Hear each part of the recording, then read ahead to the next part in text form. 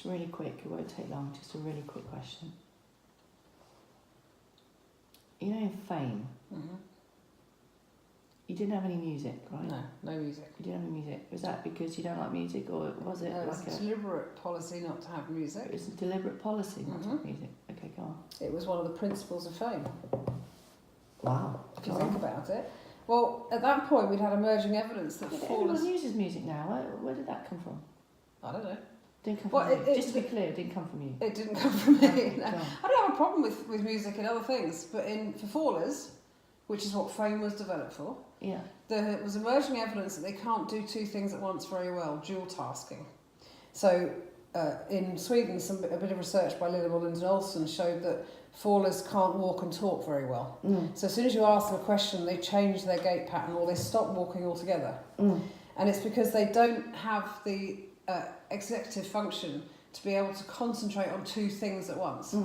So what I didn't want was them to be concentrating on music, keeping a beat or anything along those lines while we're doing balance training. I wanted them to focus on their feet and their body and their movement.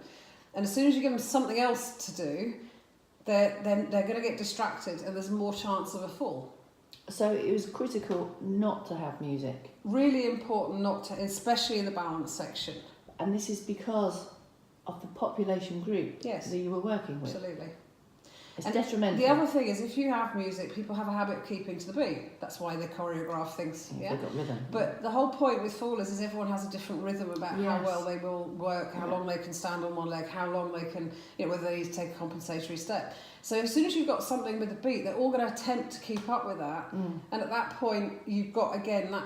I mean, we don't want to fall in a falls class.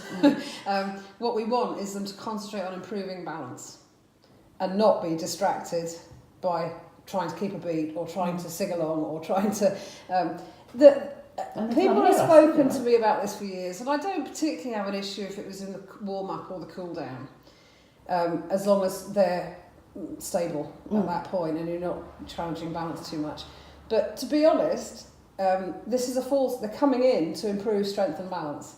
It's not reduce isolation, engagement, meet a big group of people. It's not the primary outcome. Fame is meant to be a bit of clinical exercise to get back good strength and balance to protect yourself from falls.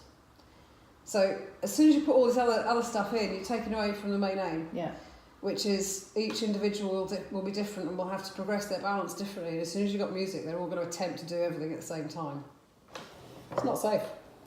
No music. No music. No music. I'll just write that down.